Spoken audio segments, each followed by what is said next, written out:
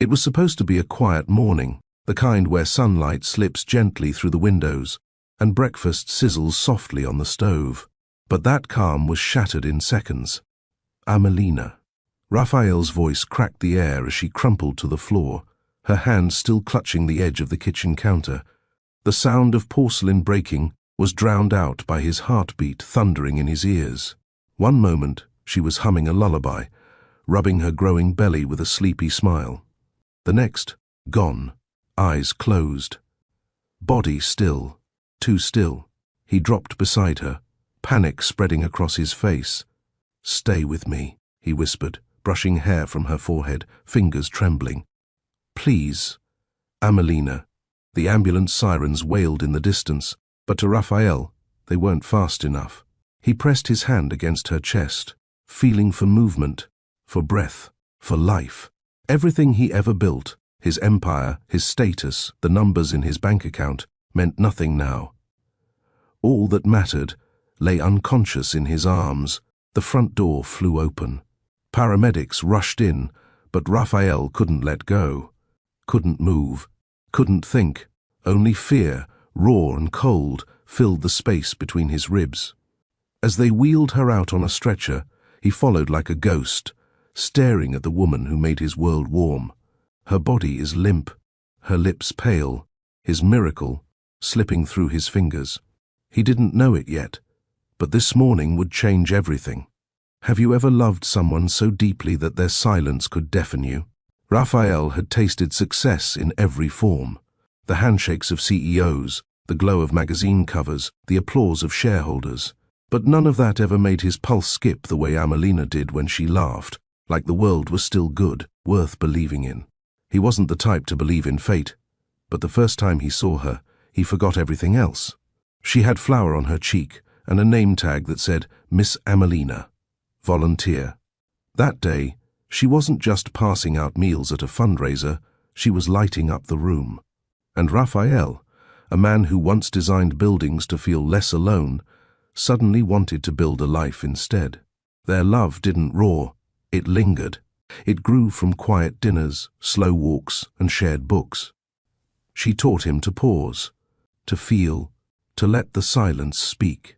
Now, in that hospital corridor, the silence was back. But this time, it wasn't comforting. It was suffocating. No monitors were beeping with confidence. No doctor's voice assuring him that everything would be fine. Only stillness, only fear. Because when you truly love someone, their pain feels like it's stitched into your skin. Their absence echoes louder than a crowd. And their heartbeat, it becomes more vital than your own. So, as Raphael paced that corridor, he wasn't thinking about survival. He was praying for hers. The double doors of the emergency room slammed shut behind them. Raphael stood outside, numb, his hand still stained with the blood from her nosebleed, the one they said was normal during pregnancy. He had asked, more than once. But each time, he'd been told it was stress, hormones. Try not to worry too much, they said. Now, inside those sterile walls, the woman he loved lay unconscious. And so did their unborn child.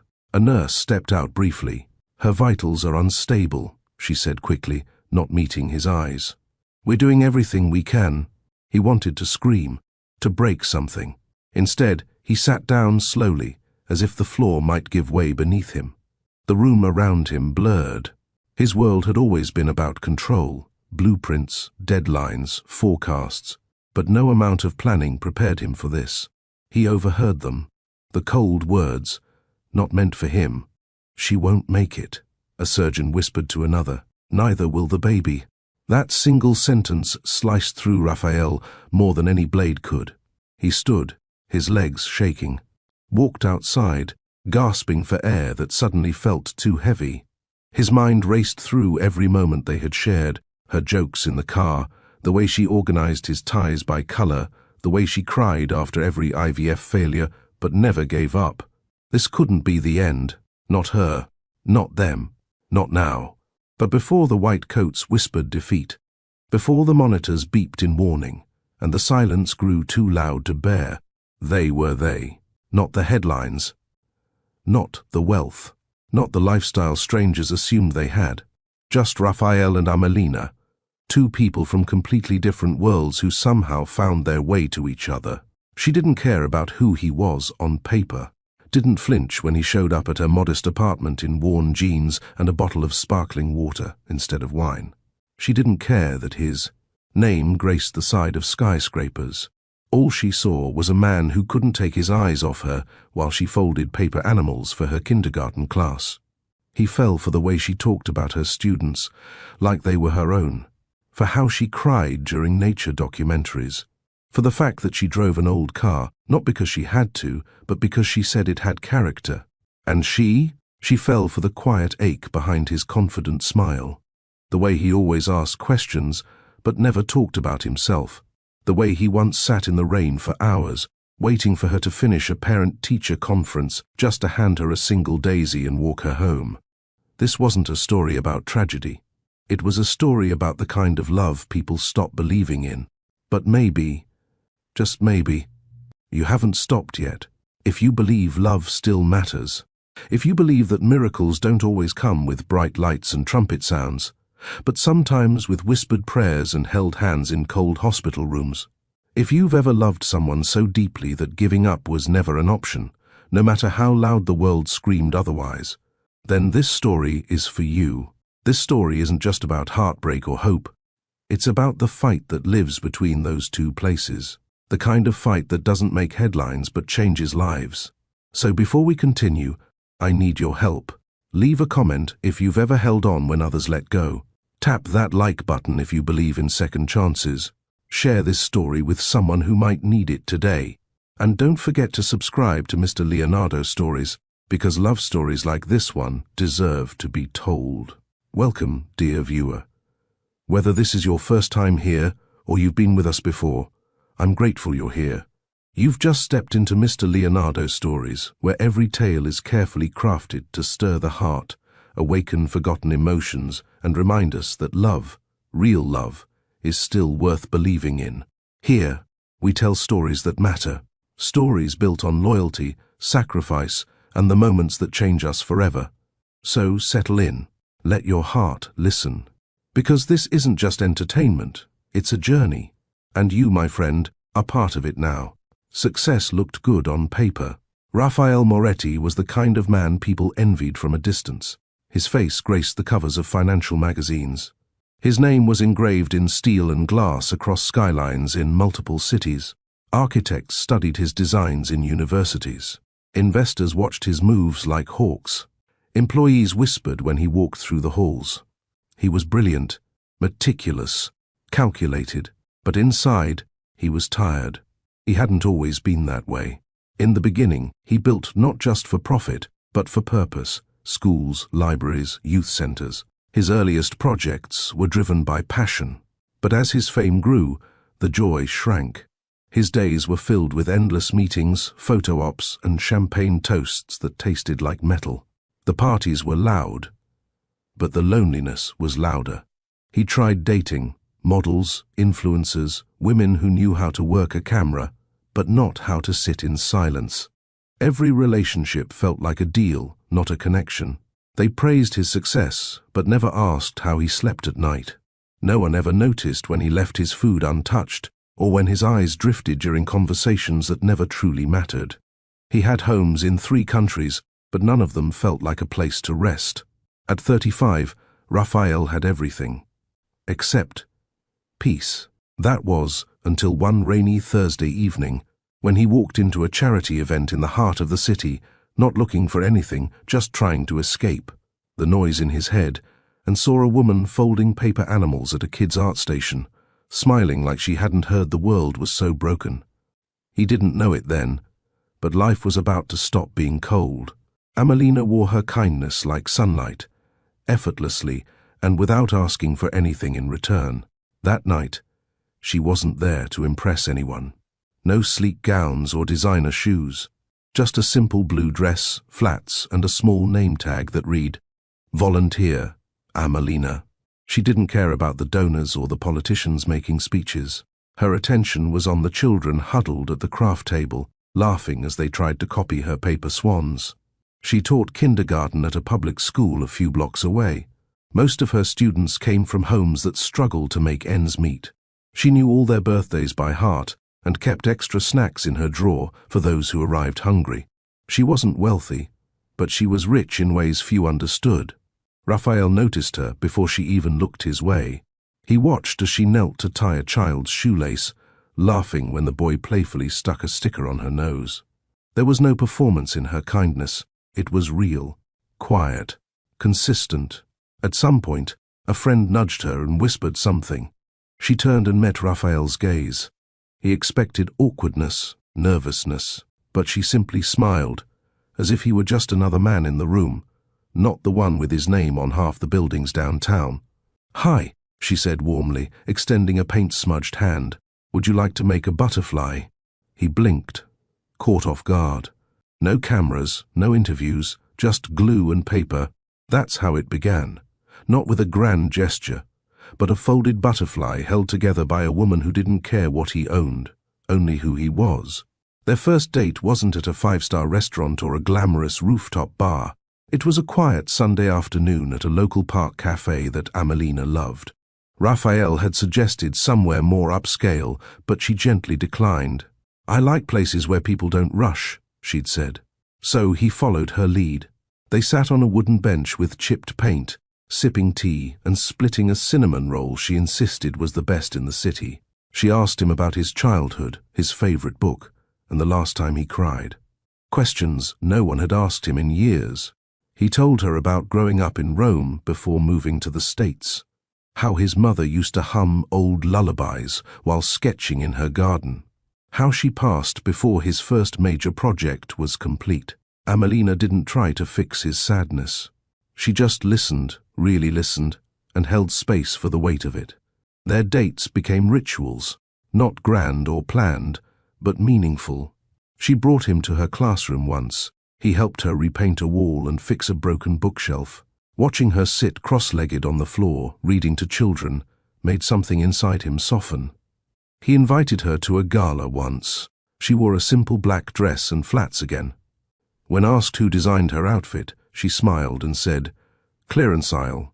He laughed harder than he had in years. They talked about everything: faith, grief, music, dreams. He memorized the way she twirled her hair when thinking, how she always left a spoon in her mug, and how she hummed when nervous. He realized he was falling not just for her smile, but for her silence, her stillness, her strength. It wasn't thrilling, it was grounding.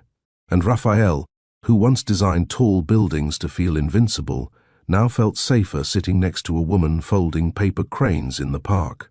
He could have proposed in Paris, or flown her out to some private island with fireworks and a photographer hiding in the bushes, but he didn't.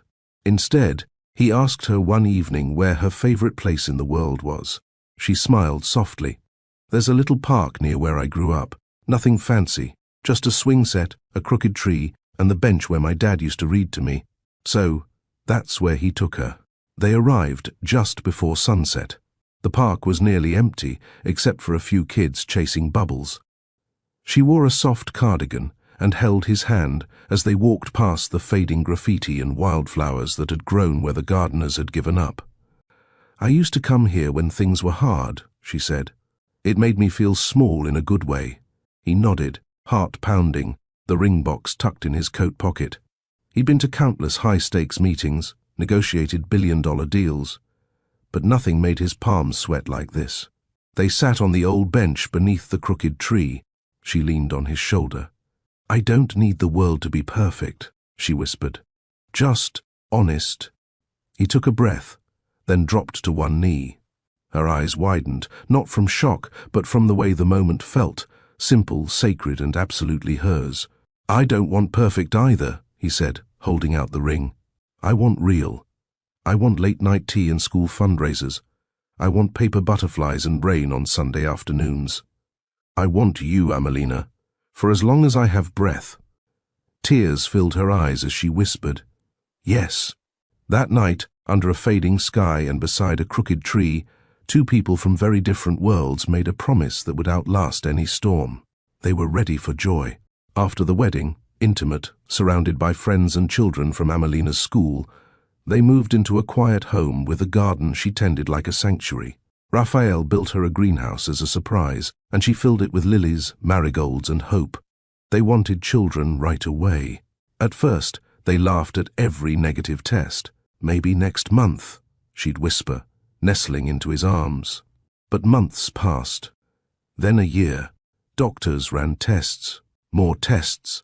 Phrases like unexplained infertility and diminished ovarian reserve became part of their vocabulary. IVF became the next step. Needles, medications, hormonal shifts, early morning clinic visits, emotional highs followed by brutal lows. The first embryo didn't take. The second resulted in a faint heartbeat that faded by week 7. Raphael stayed strong for her, but some nights she'd find him in the kitchen, staring at the floor, his jaw clenched in silence. Other nights she'd break down in the shower, her sobs muffled by water. They tried again, and again. Every time, Amelina would place her hand on her stomach and whisper to a dream that hadn't yet arrived, "I already love you. Please stay." After the third loss, she wanted to stop. "Maybe we're not meant to be parents," she said softly one night, curled up in the blanket he bought during their honeymoon. He shook his head gently. "We are. Just not in the way we expected. But we are." And even in the sorrow, they held on to each other, because love, real love, doesn't just celebrate the good days. It endures the hollow ones too. It was a quiet Wednesday morning. Amelina had woken up feeling off, nausea that lingered, a flutter in her chest. She assumed it was nerves. Another test day, another line she wasn't sure would appear. She didn't tell Raphael she was testing again. She'd already watched his face drop too many times, after trying to stay hopeful for her sake. This time, she wanted to be sure. The test blinked for what felt like forever. Then, there it was. 2 lines. Clear, bold, real. She stared at it, speechless, hand trembling. After years of trying, injections, disappointments, and whispered goodbyes to what could have been, life had finally said yes. She didn't rush to tell him. She waited. That evening, she cooked his favorite pasta and set the table with candles. She placed a tiny onesie at his seat, white, with the words, "See you in 9 months." He didn't speak for a full 10 seconds after reading it. "Is this?" His voice cracked. "Are we really?" She nodded, eyes full of tears, laughter slipping out between sobs. He pulled her close, tight, trembling. For the first time in years, their pain began to feel distant, replaced by something fragile but powerful, hope. Every morning after, Raphael would rest his hand on her belly and whisper, "Grow strong. We've waited a long time for you." And each time Amelina smiled, knowing this child was already deeply loved. They came from 2 different lives. He, a man of blueprints and contracts. She, a woman of chalk dust and children's drawings. He built towers. She built trust. He had learned how to manage empires. She taught him how to hold hope in quiet hands. And somehow, against every odd, they found each other. Love like theirs doesn't always make headlines. It doesn't need a spotlight or applause. But it's the kind that reshapes everything it touches, from folded paper swans to fertility clinic heartbreaks, from late-night prayers to the joy of a whispered yes under a crooked tree. They never gave up on each other, and maybe that's what true love is. Not fireworks, not perfection, just choosing the same person, even when it hurts. Especially when it hurts. Now it's your turn. Do you believe love can truly bridge 2 different worlds? Tell me in the comments below. I want to hear your thoughts, your stories, your hopes. If you've ever loved deeply, if you've ever waited for a miracle, if you believe in love that grows slowly and stays strong, then hit that like button, share this story with someone who needs it, and subscribe to Mr. Leonardo Stories, where we remind you that love, no matter how simple, still changes lives. Because real stories deserve to be told. And real love? It's still out there. The second trimester was supposed to bring relief. That's what the book said. The nausea would fade, the energy would return, and Amelina would glow. But something was off. At first, it was easy to overlook. She felt tired more often. Her breath caught during simple tasks, watering the garden, folding laundry, walking up the stairs. She brushed it off with a soft laugh. Growing a human is serious work, she'd say. Raphael wanted to believe her. He'd catch her leaning against the wall longer than usual, her lips parted slightly as she tried to catch her breath. Once, she almost fell while getting out of the shower. She called it clumsiness. He called it unsettling. Still, they moved forward. The nursery was nearly complete. Amelina picked a soft green for the walls and lined the shelves with classic storybooks. She hummed lullabies as she painted, her hand occasionally drifting to her belly. Raphael would watch from the doorway, smiling, but beneath the surface, worry began to take root. During a weekend grocery run, Amelina paused mid-aisle. Her face went pale. Raphael reached her just in time, steadying her against the cart. "You okay?" "Just a little dizzy," she whispered. "I didn't eat breakfast." She said it with a smile, but it didn't reach her eyes. That night, she went to bed early. Raphael stayed awake, staring at the ceiling. A whisper of fear pressed against his chest. It wasn't loud, not yet, but it was there, and it was growing. They went to her next prenatal appointment early, Raphael insisted. He'd been tracking her symptoms in a small notebook: fatigue, shortness of breath, and dizziness after meals. Things most people would overlook. But Raphael wasn't most people. He built buildings that couldn't afford to collapse. He knew when foundations shifted, even slightly. The doctor smiled politely as he flipped through her chart. "Her vitals look stable," he said, tapping his pen against the clipboard. "Fatigue and lightheadedness are common at this stage. Perfectly normal." Raphael leaned forward. "But she's having trouble breathing after walking 1 block, and she fainted for a second in the kitchen." The doctor waved it off. "She's petite, and she's carrying low. A growing uterus can press on major veins. That alone can make someone feel faint. Can we run more tests?" Raphael pressed. "Heart scans, blood flow, something deeper." "There's no medical indication for that at this time," the doctor replied. "Try iron supplements, more fluids, and rest." Amelina reached for Raphael's hand. He didn't squeeze back. He sat there, still, quiet, staring at the sterile wall. Back home, Raphael couldn't sit still. He researched everything: rare pregnancy symptoms, maternal complications, and misdiagnosed conditions. He didn't want to scare her, but something inside him kept whispering that they were missing something. Amelina tried to stay positive. "The doctor said I'm okay," she reminded him gently, wrapping her arms around his waist. "Let's trust that." He nodded. But even as he kissed her forehead, doubt settled deeper in his chest. Not everything that looks fine is. Raphael Moretti wasn't a man prone to paranoia. He built his life on logic, measured, tested, proven. But love has a way of sharpening instincts. And now, every time Amelina smiled and said, "I'm fine," his heart pulled in the opposite direction. She'd started sleeping more, sometimes 10 hours, and still waking up exhausted.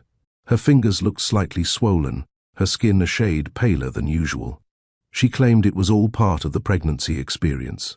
But Raphael wasn't convinced. One evening, he brought her tea in bed and found her curled up, breathing heavily. Her face was damp with sweat. He dropped the mug. "I'm okay," she said quickly, sitting up too fast. "Just a weird dream." He sat beside her, trying not to show how badly his hands were shaking. "Please, let's go to another hospital. Just for a second opinion." "Rafa, it's probably just low blood sugar or hormones," she murmured, resting her head on his shoulder. "The doctor said—" "I don't care what he said," Raphael interrupted, gently but firmly. "I know you. I know every expression you make, every shift in your body language. This isn't normal." She looked up at him, startled by the depth in his voice. "I need you to be okay," he added, voice quieter now. "Not just for the baby. For me." Amelina nodded slowly. "All right," she said. "One more visit." He held her a little longer that night. Outside, rain began to tap gently on the windows. Inside, Raphael's worry turned into something stronger, resolve. The morning started with music. Amelina was in the kitchen, barefoot, moving slowly to the sound of an old jazz record Raphael had picked up years ago during a trip to Milan. She was humming, softly, joyfully, as she sliced fruit. One hand resting on her belly, the other dancing with a paring knife. Raphael had just come down the stairs when he heard the crash. Not the record, not the knife. Her. He turned the corner and saw her on the floor, her body twisted awkwardly, her skin ghostly pale. Her chest rose, then didn't. Amelina. He was by her side in seconds, his knees slamming hard against the tiles. "No, no, no, stay with me," he begged, pulling her into his arms. Her head lolled. Her lips were losing color. Her hands were cold. He fumbled for his phone, dialed. The operator's voice was calm. He wasn't. He screamed their address, screamed for help, screamed her name again. Minutes stretched. He whispered into her ear, desperate and trembling. "Remember the first time we danced on your balcony? You laughed because I stepped on your toes. You said I had 2 left feet but a loyal heart. You said that was enough." He couldn't stop shaking, couldn't breathe, couldn't believe this was happening. When the paramedics arrived, they had to pull her from his grip. "Sir, we need space." "I'm coming with you," he shouted, grabbing her coat and stumbling after them, eyes wide with disbelief. As the ambulance sped away, Raphael sat beside her, one hand on her arm, the other on her belly. He didn't say a word. He just watched the woman he loved more than anything slowly slip away. The ER was bright, loud and cold. They rushed Amelina through swinging doors, shouting terms Raphael couldn't decipher. He tried to follow, but a nurse blocked him gently. "Please wait here. We'll update you as soon as we can." He nodded, but he didn't sit. He couldn't. Every second stretched like an hour. Nurses passed. Machines beeped. Phones rang. He stood by the wall, arms crossed tightly, watching the hallway that had swallowed her. Someone offered him water. He didn't take it. After what felt like forever, 2 doctors walked out, speaking in low voices. Raphael stepped forward instinctively. They didn't notice him. "She's critical," one of them whispered. "Massive cardiac stress. Her heart's under extreme pressure. And the baby." The second doctor shook his head. "It's unlikely either will make it through the night." Raphael froze. Just 6 words. But they dropped like weights onto his chest, anchoring him in place. Unlikely either will make it. He stumbled back a step, trying to breathe. The floor seemed farther away than usual. He pressed a fist to his mouth to keep from shouting. Rage surged in his veins. Rage at the system, at the brushed-off symptoms, at himself for not pushing harder, sooner. He sank onto a chair near the wall and buried his face in his hands. No tears came. Just silence. Thick, punishing silence. This wasn't how their story was supposed to end. But if the doctors had given up, they didn't know who Raphael Moretti was, and they certainly didn't know Amelina. 2 weeks ago, the nursery smelled like lavender and fresh paint. Amelina had spent an entire afternoon arranging stuffed animals by size, color, and personality. She talked to them as if they were already alive, giving names to the bears, assigning books to each corner of the room. She called it preparing the room for a soul, not just a baby. Raphael had stood at the doorway, arms crossed, watching her bounce on her toes as she tried to hang a tiny mobile above the crib. "Let me help," he said. "Nope," she teased. "You'll hang it crooked." He pretended to be offended.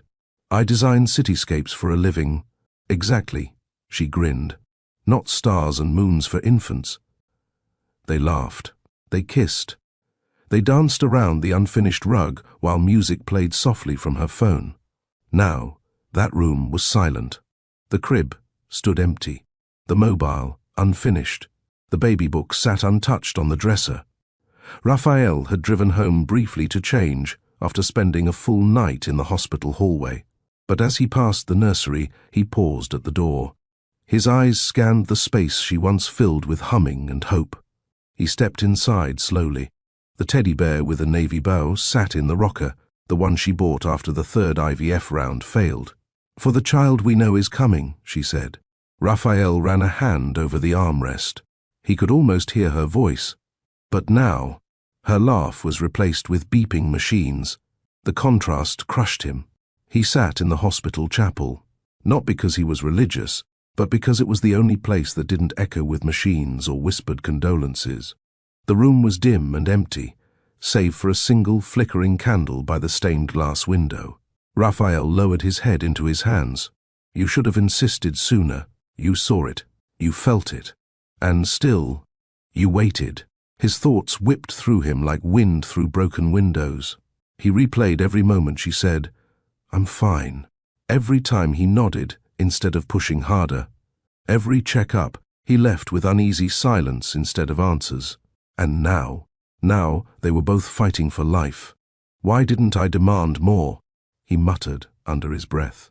"Why did I let them brush her off like she was being dramatic?" He clenched his fists. This wasn't just panic. It was guilt. But guilt alone wouldn't save her. He straightened slowly, eyes red but sharper now. "No one else is going to fight like I will." She believed in him when all he had was a name and ambition. She waited through his sleepless nights, his stress-fueled moods, his endless deadlines. She gave him her heart, tender, unwavering, fierce in its loyalty. Now, it was his turn to fight with that same fire. Not tomorrow, not politely, not with patience. Now. He stood up from the pew and walked out with a different stride. He didn't know what the next move was yet, but he would find it. Because Amelina wasn't a patient file. She was his whole life. Beep, beep, beep. The monitors in Amelina's room continued their slow rhythm as machines worked overtime to do what her body could no longer manage on its own. Raphael stood by the window, hands in his pockets, watching the rise and fall of her chest. The pale light from outside barely reached her face, and in that stillness, memories began to bleed through. Flashback. Her laughter filled their tiny kitchen as she burnt the toast. Again. "You know I'm not a morning person," she said, holding up the charred slice like a trophy. Present, now she lay silent, wires snaking across her body. Toast forgotten. Mornings are no longer guaranteed. Flashback. They danced barefoot on their wedding night, swaying slowly to a song neither of them remembered the words to. She rested her head on his chest and whispered, "Thank you for finding me." Present. Raphael reached for her hand, gently. Cold. Still. "No," he whispered back. "Thank you for staying." Flashback. She pressed his hand over her stomach the first time they heard their baby's heartbeat. "You hear that?" she said, eyes shining. "That's us. That's everything." Present. A second monitor ticked with a smaller rhythm. The baby was still fighting too. He leaned down and pressed his forehead against her arm. "I won't let them take this from us." Outside the glass walls of her room, doctors moved briskly. Charts were passed. Consultations whispered. But inside, Raphael was still, a storm held in place by a single hope that somehow love would be louder than the machines. The hallway outside her room seemed longer now. Raphael paced it like a man walking a ledge, every step precise, every breath measured. Nurses came and went, each glance cast in his direction, carrying something unspoken. At one point, a young resident approached him, trying to sound optimistic. "Her vitals are stable, for now." "For now," Raphael repeated. The words felt like a warning dressed as comfort. He went back inside. Amelina's eyes hadn't opened in over 12 hours. The monitor beside her blinked steadily, but slower than before. He sat at her bedside and gently brushed the back of her hand with his thumb. "I was supposed to protect you," he whispered. "I swore to never let pressure, pain, or power come between us, but I forgot that sometimes life brings all three at once." His phone buzzed. An update from one of the board members, project delays, a pending client deal. He turned it off. None of that mattered now. He looked down at her, the woman who chose love over luxury, who stayed grounded while his world spun at impossible speed, who taught him that love wasn't loud, it was consistent. He rested his hand over her belly. The tiny pulse was still there, still holding on. 2 lives. 1 thread. And both were unraveling. He stood suddenly. This hospital had done what it could. But if he had to drag the world by the collar to save her, he would. Raphael stepped into the hall, heart pounding, eyes sharp. The fight wasn't over, not yet. The nurse barely finished her sentence when Raphael snapped out of his daze. "There's a better hospital uptown," he said, his voice clear, steady. "Specializes in maternal cardiac cases. Transfer her, now." The attending physician looked at him like he was asking to move a mountain. "Sir, she's unstable. Moving her would be extremely dangerous." "She's dying here," Raphael replied. "You just said she and the baby won't make it." "That's not what I—" He stepped closer. "I heard you. I heard everything." Silence followed. The nurse glanced between them, uncertain. "I'm arranging air transport," Raphael said, pulling out his phone. "I have connections. That facility has the highest survival rate for cases like this. I want her there in 20 minutes. "It's not that simple," the doctor argued. "It is if I sign the release forms and assume all risk. Which I do. And I will." They tried to protest, but Raphael was already calling his pilot. Calm on the outside, fire beneath his skin. It took less than 15 minutes. When the chopper landed on the hospital roof, Raphael helped carry her to the lift, holding her wrist the whole way, as if letting go would make her slip further. As they rose above the city, he sat beside her, head lowered, whispering things no one else could hear. "You always said I overplan," he murmured, brushing a strand of hair from her face. "But not today. Today, I'm just doing what I should have done the moment you said you were tired." The blades thudded above them. Her body didn't move. But Raphael's hope did. The helicopter cut through the clouds, slicing over the city like a thread pulled tight. Inside, Raphael held her hand gently in his lap, his thumb stroking the inside of her wrist, slow and steady, trying to give her a rhythm to hold on to. A medic beside them monitored her vitals. He said nothing. Raphael preferred it that way. Words had lost their meaning in the last 24 hours. His eyes stayed on her face. Still, too still. Flashback. Amelina is standing on a chair, hanging up streamers for Raphael's surprise birthday. "You're not 35, you're 25 with 10 years of experience," she teased, slipping and landing in his arms. They'd both laughed. She made him wear a glitter crown all night. He wore it, even when guests arrived. Present, the straps of the stretcher hugged her frail body. Her crown, her laughter, both far away now. Flashback. Rain fell in thick sheets as they picnicked under a tiny umbrella in the park. Her curls were soaked, her sandwich ruined. But she beamed at him and said, "I've never felt richer." He told her she was ridiculous. She told him he was falling in love. She was right. Present, Raphael closed his eyes and leaned his head gently against her shoulder. "I still haven't deleted that picture," he whispered. "The one where your eyes are closed, and you're laughing with your whole face." The monitor beeped once, faint and steady. He took it as a sign. They weren't done. Not yet. The helicopter touched down on the rooftop of St. Avelin Medical Center, sleek, calm, and eerily efficient. A trauma team stood ready, eyes focused, hands already moving before the stretcher wheels locked. No confused glances, no delays. This was different. Raphael followed closely, coat flaring behind him, eyes locked on Amelina's fragile frame as they rushed her through a dedicated corridor marked Maternal Cardiac Emergency Unit. Inside, a specialist in navy scrubs stepped forward. Mid-40s, steady voice, no wasted movements. "Dr. Celeste Romero," she introduced quickly. "Cardiologist with a focus on pregnancy-triggered cardiovascular episodes." Raphael nodded once. "She's 32 weeks pregnant. She collapsed 2 hours ago. Her heart rate was unstable. Local hospital said she wouldn't make it." Dr. Romero's eyes didn't blink. "That's not a conclusion we accept here. Let's get her scanned. No pity, no helplessness, just purpose." As they wheeled Amelina into diagnostics, Raphael stood back, watching from behind the glass wall. He couldn't hear the conversation inside, but he saw something that made his chest ache. A team that cared. A team that acted. Dr. Romero pointed at the monitor, then at the whiteboard. Within seconds, an entire plan formed around his wife. Not a delay, not a shrug, just action. When she returned to speak to him, her tone was firm. "We've identified the problem," she said.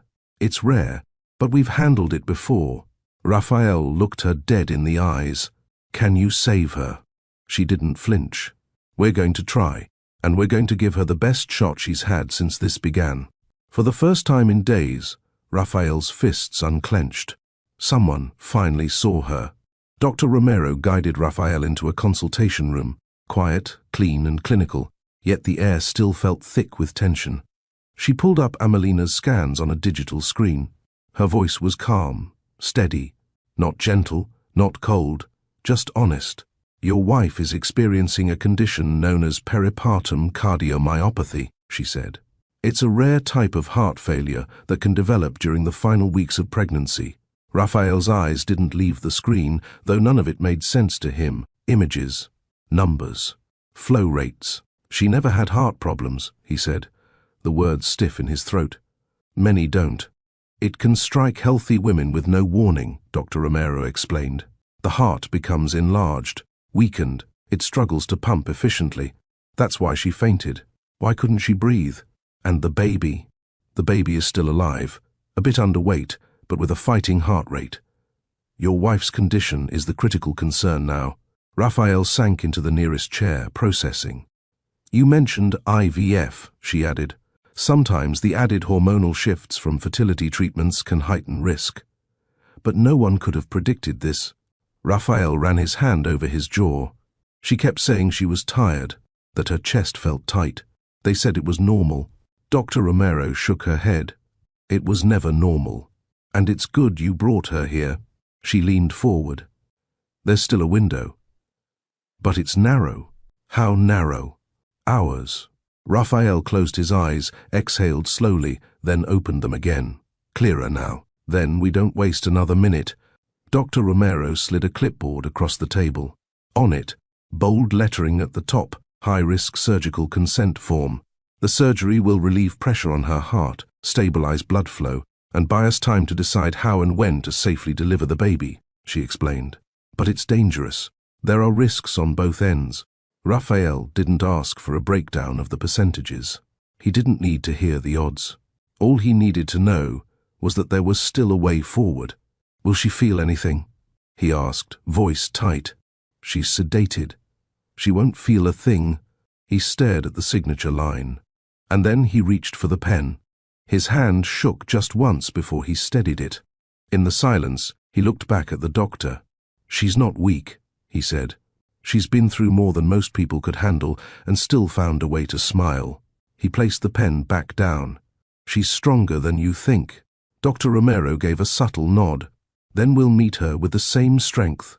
As the surgical team prepared, Raphael stepped into Amelina's room one more time. Machines hummed. Her chest rose and fell in uneven waves. He leaned down close to her ear. "They're going to take you in soon," he whispered, his forehead resting gently against hers.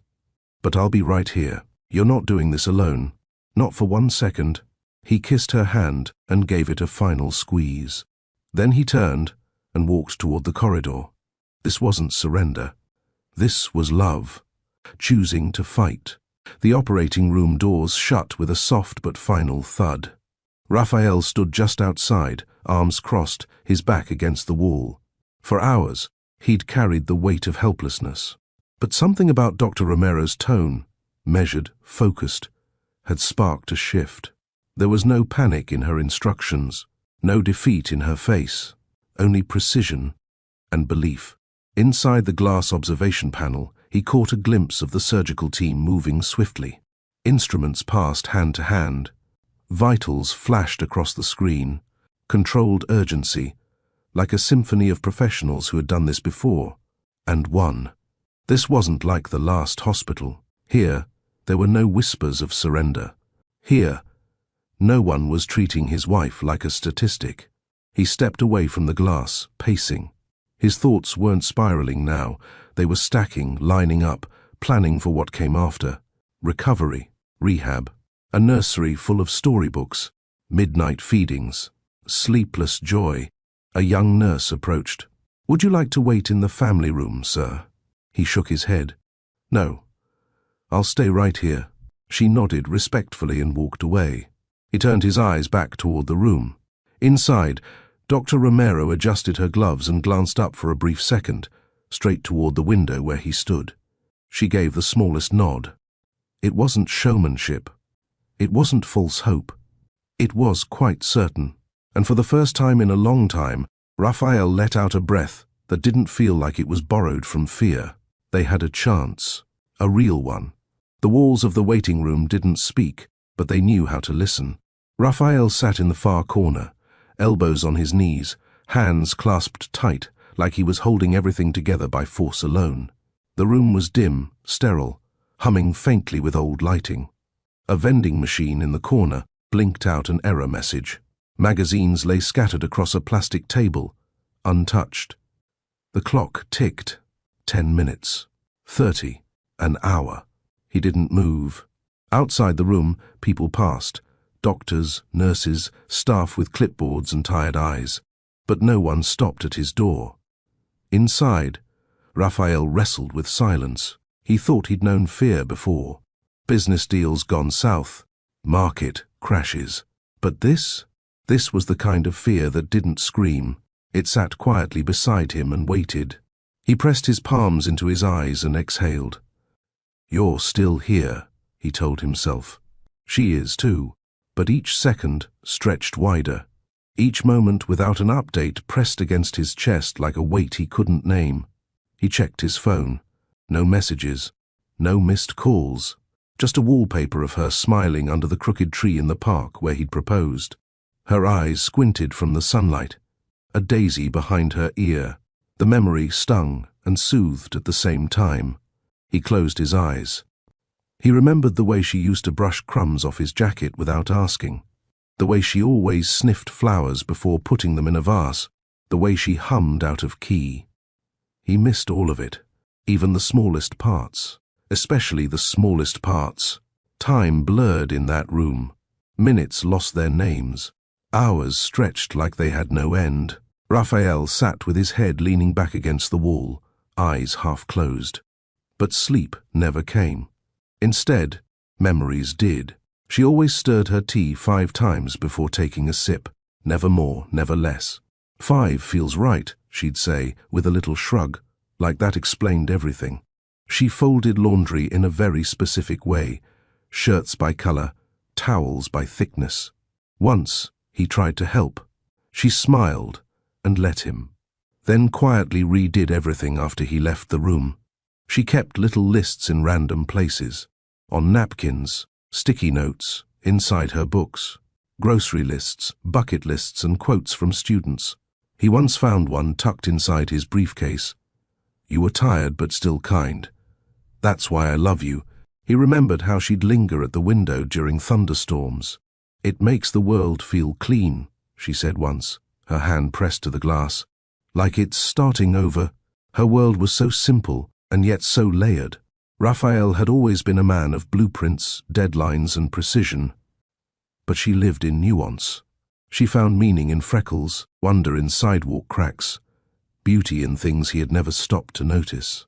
Now, in her absence, her presence was everywhere. He looked at the chair beside him. Empty, but not really.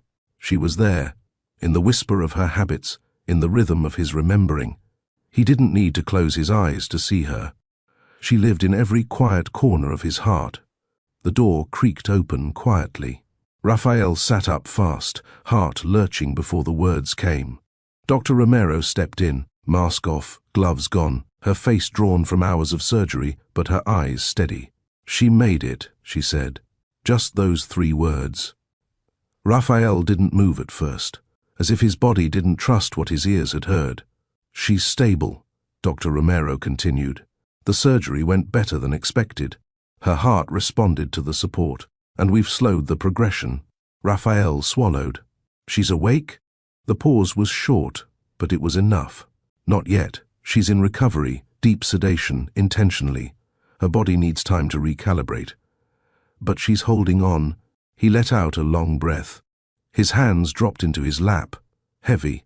Relief didn't rush in. It settled, slowly, like warmth returning to a frozen room. "And the baby?"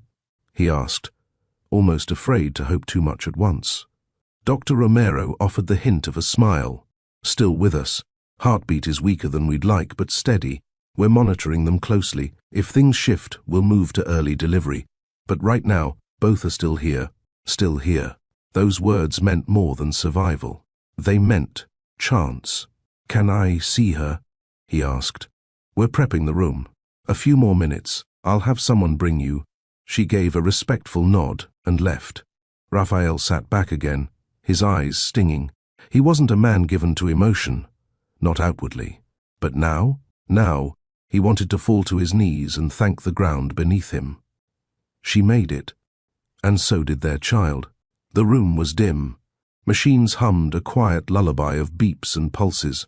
Amelina lay still, a soft blanket covering her frame, her face calm, almost peaceful. Raphael stood by the bed, unmoving at first.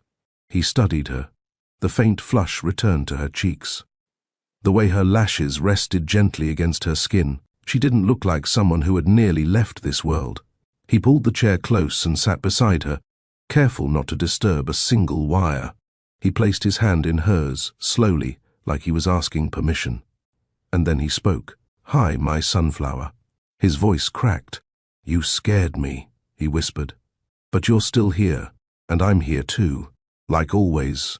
He reached into the small bag he'd brought from home. Inside was the worn paperback she used to read every spring. Poetry, simple, beautiful, full of warmth. She said it reminded her of childhood. He opened to the bookmarked page and began to read. His voice was low, steady, soft. A poem about new beginnings, about rain and gardens and the quiet way love grows. After a few minutes, he set the book down. "You once told me you didn't need grand gestures. You just wanted someone to show up and stay." He looked at her still hand. "I'm staying." He ran his fingers lightly through her hair. Then, without thinking, he began to hum a slow melody, the same one she used to sing in the kitchen while chopping vegetables. He never knew the words, only the tune, but somehow it came back to him now. He sang to her like she could hear every note, because maybe she could. As the evening light dimmed beyond the hospital window, Raphael stayed beside her, unmoving. The world outside kept spinning. Cars passed, phones rang down the hall, footsteps echoed in distant corridors. But in this room, time stood still. He looked at her fingers, delicate. Still, he traced the back of her hand gently, thinking about that afternoon they planted sunflowers in their backyard. She'd worn a floppy hat and smeared dirt across her cheeks. "They follow the sun," she'd said, pressing a seed into the soil. "But when there's no sun, they turn to each other. That's how they survive." He hadn't known that. But she had. She always saw what others missed. Now, he whispered the same words back. "You're my sunflower," he said, voice trembling. "You always turn to light, even when life felt dark." He pulled out a folded piece of paper from his pocket. It was one of her old lunchbox notes. One she had written to him on a day she thought he was overwhelmed, but wouldn't say so. "When it gets heavy, just remember, I'm here, shoulder to shoulder, always." He pressed it against his chest. Tears welled up again, but this time they didn't fall in silence. They fell with words. "Don't leave me, my sunflower," he whispered, leaning in. "Not after we've come this far. I'm not finished loving you yet." He rested his forehead against hers, and for the first time in hours, something stirred. A twitch in her finger, so slight he almost missed it. But he didn't. He felt it. She was still reaching for the sun. Some love stories don't move in a straight line. They pause. They falter. They wait. Sometimes love is quiet, sitting beside a hospital bed, whispering poems, singing lullabies to someone who can't respond. But still, you stay. Because when you truly love someone, You don't measure connection by words or time. You measure it by presence, by being there when they can't be, by holding on when they no longer can. Raphael didn't know if Amelina heard him that night, but he still spoke, still read, still held her hand like it was the only thing tethering both of them to this world. And maybe that's the lesson, that the softest expressions of love, the waiting, the watching, the not walking away, are the ones that matter most. Now I want to ask you, would you wait for the person you love, even if there was no guarantee they'd ever wake up? Drop A in the comments if you would. Your answers remind us we're not alone in the way we love, and that somewhere out there, real love is still showing up, still holding on. If this moment moved you, tap the like button, share your thoughts in the comments, send this story to someone who needs to believe in devotion again, and subscribe to Mr. Leonardo Stories, where love, loyalty, and the truth of the human heart always take center stage. The morning light crept gently through the blinds, laying soft stripes across the hospital floor. Raphael sat where he always did, shoulder leaning into the wall, her hand in his, book open in his lap, though he hadn't turned a page in hours. Nurses had come and gone. Machines continued their rhythm. The room had grown so quiet, even the beeps felt like whispers. He had just closed his eyes for a moment when he felt it. Movement, so small he thought he imagined it. He opened his eyes and stared at her face, still, until it wasn't. Her eyelids fluttered, once, then again, and then they opened, just barely. Amelina blinked slowly, like someone waking from a dream she didn't want to leave. Raphael froze, heart thudding so hard he could hear it in his ears. He leaned in, almost afraid to speak, as if sound might break the moment.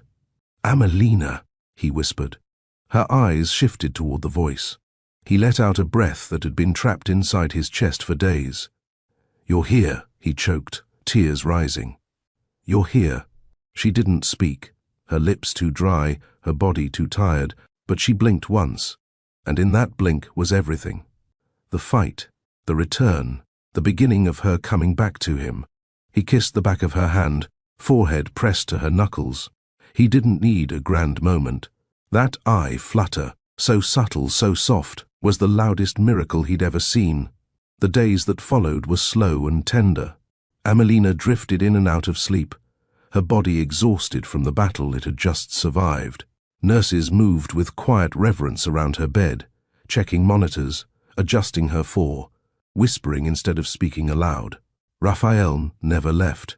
He learned the timing of her medications, the charting codes the nurses scribbled, and the order of every beep on her monitor.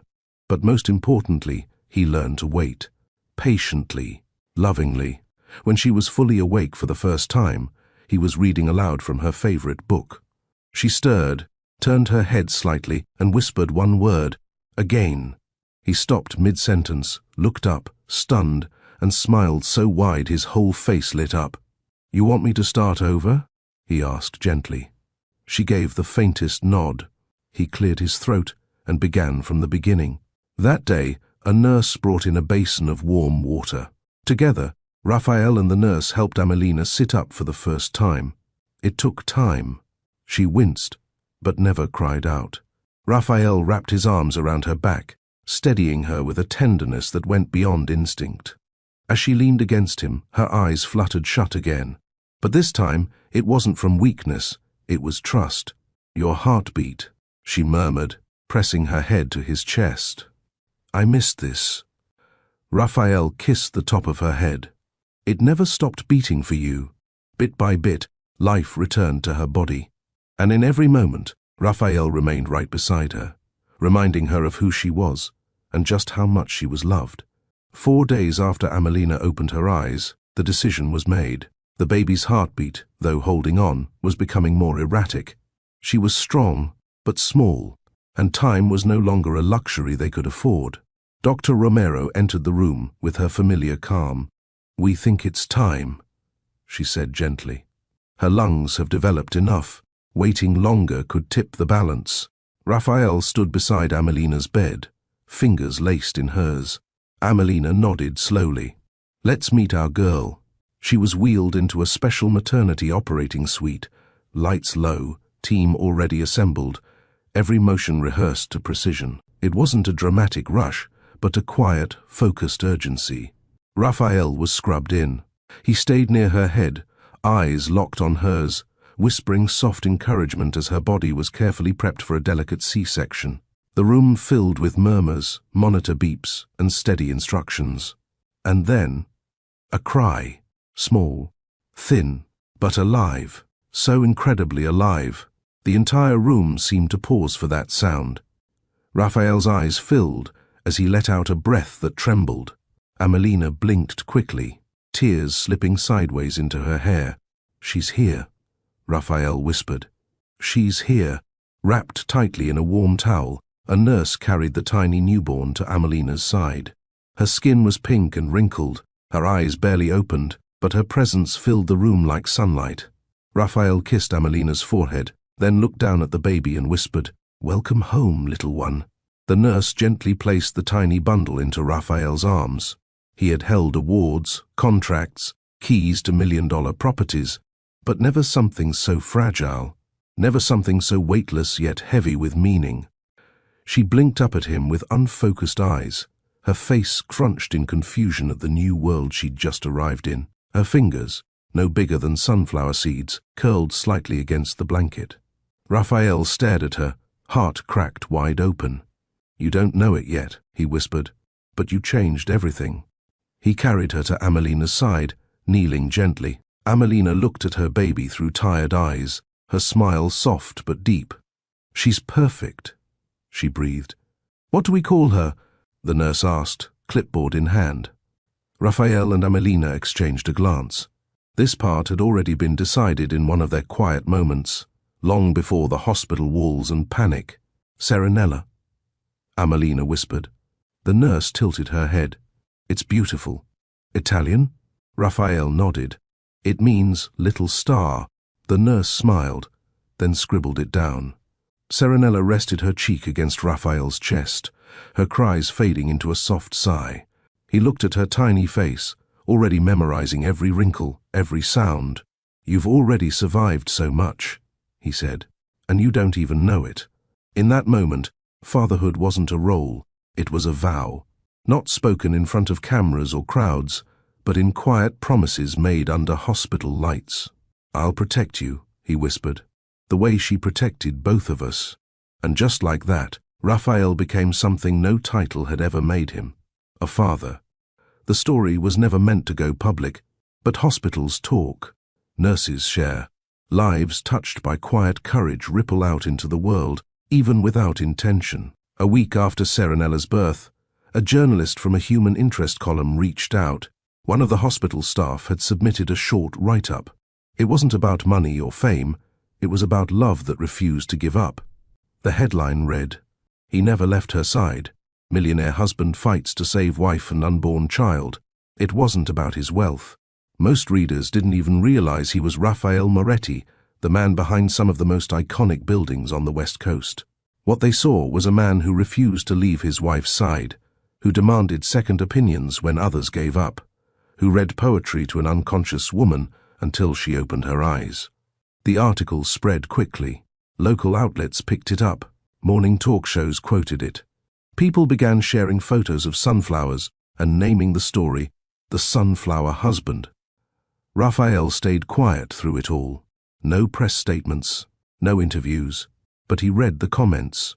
Messages poured in, from husbands who hadn't known how to show up, from wives who had felt invisible in waiting rooms, from fathers whose children were born against impossible odds. Amelina saw the story a few days later. She held Serenella in one arm, and Raphael's hand in the other. "You never asked for recognition," she said, smiling faintly. "I didn't need it," Raphael replied. "You waking up was all the applause I needed." Amelina never wanted to be the center of attention. But as the story spread and letters poured in from women across the country, mothers, expectant mothers, women who had lost babies, women who were afraid, she knew this moment had to mean something more. She started small, a quiet website, a simple mission to support, educate, and advocate for mothers facing high-risk pregnancies. The name came easily. The Serenella Foundation, in honor of the daughter who survived, and the strength it took to bring her into the world. Amelina met with doctors, counselors, and doulas. She created resource kits for women navigating medical uncertainty, partnered with local clinics, shared her story privately at support groups, never seeking the spotlight, just offering truth and empathy. Raphael, true to form, stayed in the background. He funded the first 12 months quietly, covered the legal, the logistical, the operational. No press release, no photo op. This was her mission, not a vanity project, but a promise. She once stood in a hospital bed, terrified and unheard. Now she stood on stages at small conferences and panels, holding hands with women who whispered, "Thank you for speaking." And each time she'd reply, "You're not alone." The first support group they launched filled up within a week. The first care package delivered brought tears to a mother on bed rest 3 states away. Amelina sat in the nursery one evening, Serenella asleep in her lap, and smiled. "This," she whispered to her daughter, "is what it means to grow something beyond yourself."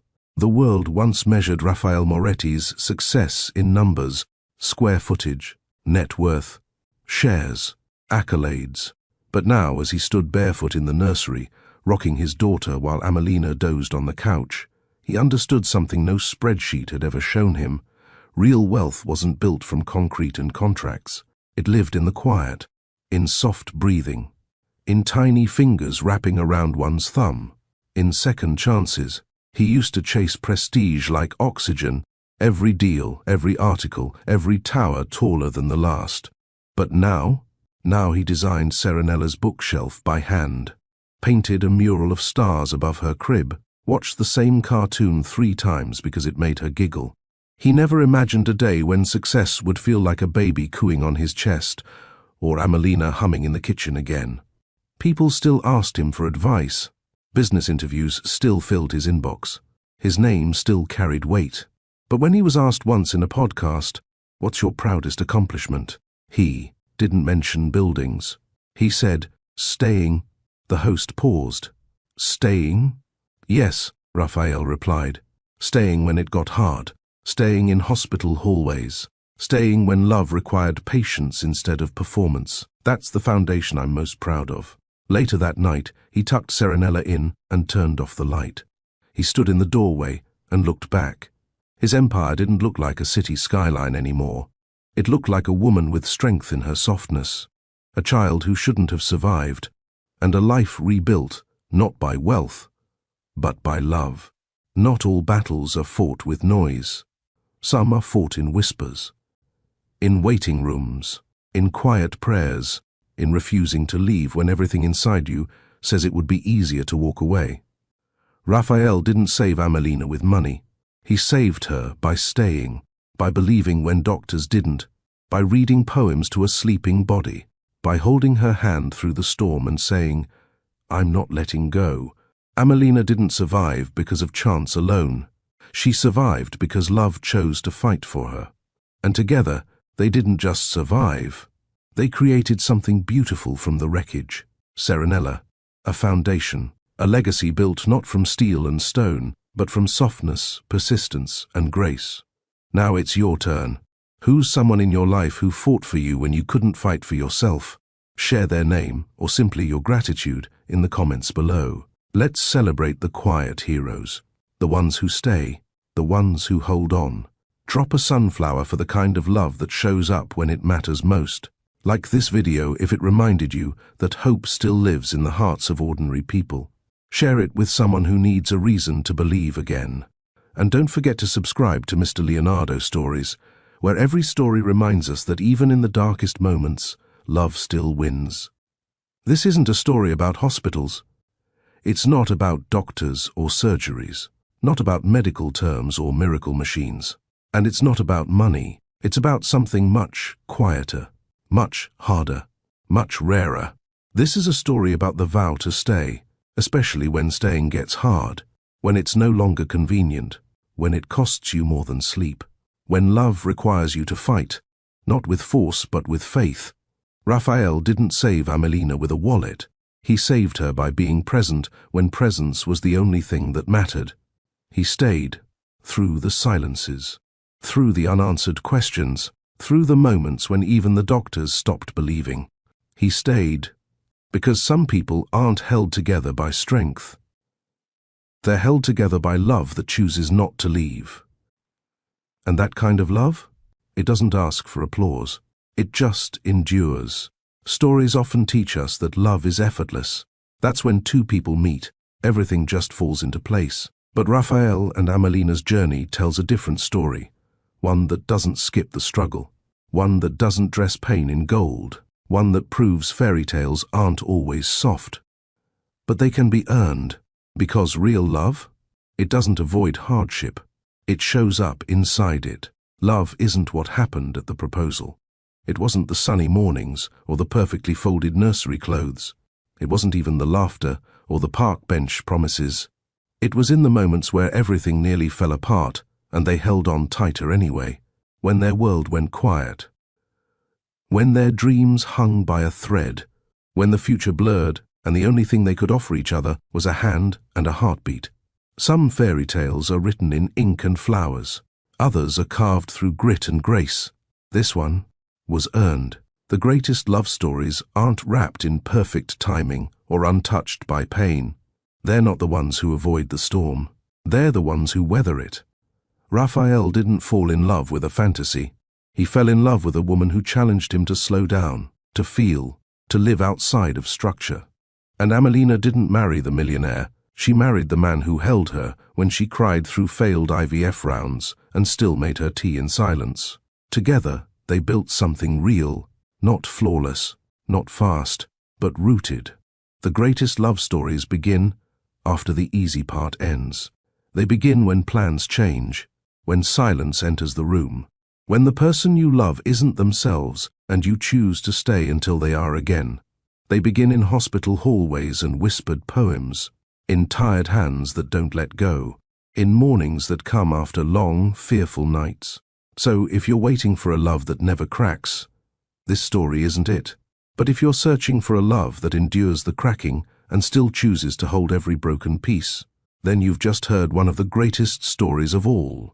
Love isn't just something you feel, it's something you do, day after day, moment after moment. Especially when it's hard, especially when it's quiet. It's persistence. Love is choosing the same person after the excitement fades. It's reading to them when they can't hear you. It's folding the same blanket, making the same cup of tea, whispering the same words of comfort. It's sitting beside a hospital bed, not because you know what to say, but because silence is still better than absence. Persistence isn't always loud. Sometimes it's soft, but it's consistent. Raphael persisted, through doubt, through fear, through cold stares from doctors and nights where hope was too fragile to name aloud. And Amelina? She persisted too, through physical pain, through emotional exhaustion, through the heartbreak of almost losing everything she dreamed of. They didn't persist because they had to. They did it because they chose to. That's what love is. Not a feeling that fades when it's tested, but a fire that keeps burning, even in the dark. We don't often talk about men like Raphael, men who lead with quiet strength, men who feel deeply, cry openly, love fully, without shame. But maybe we should, because love doesn't weaken a man, it deepens him. Raphael didn't save the day by showing force. He saved it by showing heart, by being still when the world around him was crumbling, by holding her hand, not because he was strong, but because he refused to let go. He shattered the image of what many expect from men in pain. He didn't fix what he couldn't understand. He didn't flee from the discomfort. He leaned in. He whispered to her when she couldn't speak. He wept at her bedside. He kissed her fingertips and sang lullabies off-key because it made her feel safe. There was no armor in that hospital, just a man completely exposed, completely in love. And that's power, because the strongest men don't hide from emotion. They honor it. And in doing so, they teach the world that vulnerability isn't weakness. It's courage at its most human. The world often expects women to be strong, but only in ways it understands. Smiling through pain, enduring silently, carrying more than they should, then apologizing for it.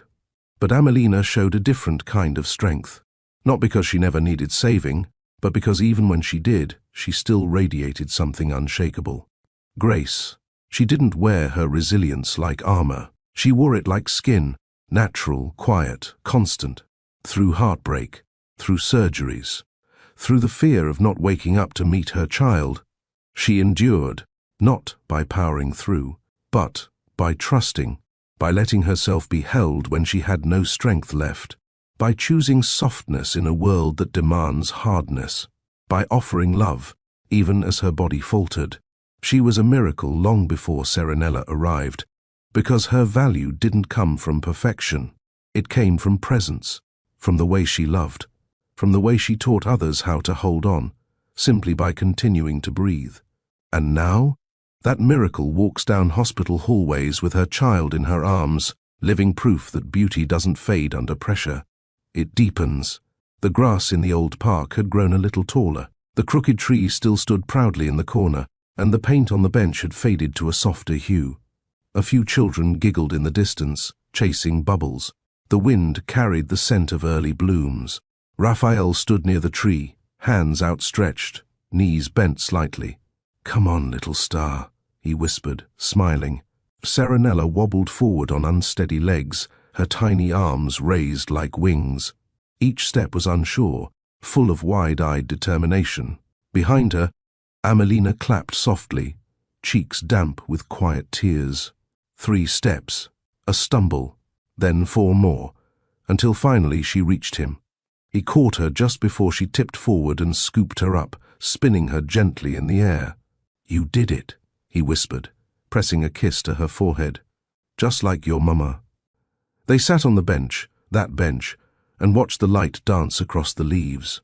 Amelina joined them, resting her head on Raphael's shoulder, and Serenella curled between them, clutching a stuffed sunflower. No flashing cameras, no speeches, just a quiet moment in the same park where Raphael had once knelt and promised her forever. Now, forever had a face, a name, tiny feet that had just taken their first brave steps, on the same ground where love first bloomed. Love doesn't promise to keep storms away. It doesn't guarantee smooth paths, perfect outcomes, or pain-free chapters. But what it does promise, what it quietly delivers when everything else falls apart, is this: it stays. It lingers in the hallway when doctors whisper bad news. It kneels beside a hospital bed, hand over hand, heart over fear. It shows up again and again, not for applause, but because it knows nothing else worth doing. Raphael and Amelina didn't survive because they avoided the rain. They survived because they chose to stand in it together.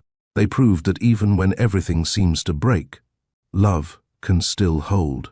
It may look quiet, it may be unseen by the world, but it is real, and it wins. Every time it says, "I'm not leaving." Every time it whispers, "We'll get through this." Every time it refuses to give up, even when giving up would be easier. So if you're carrying something heavy, some grief, some waiting, some love that feels stretched thin, take heart. Because this story, this isn't just about Raphael and Amelina. It's about you, about the love you give, the strength you carry, the hope you protect, even when no one sees it. Love still wins, especially after the storm. If this story touched your heart, if you saw yourself in the silence, the waiting, the fight, if you've ever held on when everything said to let go, then this story was for you. Tell me, who's someone in your life who stayed? Who held your hand when it was shaking? Who believed in you when the world fell quiet? Honor them in the comments. Let this space be filled with the names of people who remind us what love truly looks like. Drop a sunflower emoji if you believe that soft, persistent love still changes lives. Like this video if you felt even one moment stir something in your chest. Share it with someone who needs to hear it, someone who's waiting, someone who's loving in silence, someone who needs to know they're not alone. And don't forget to subscribe to Mr. Leonardo's stories, because here, we don't just tell stories, we hold space for them. We honor love. We celebrate the human heart. And we remind the world that no matter what tries to dim it, love still wins. The sun dipped low behind the trees. Serenella toddled a few feet ahead, her tiny footprints pressing into the soft earth of the park trail, the same trail where her father once walked nervously, ring in his pocket, the same place where a vow was whispered under a crooked tree. Amelina stood just a few steps behind, arms open wide. "Come to me, sweetheart," she called, voice full of laughter and tears.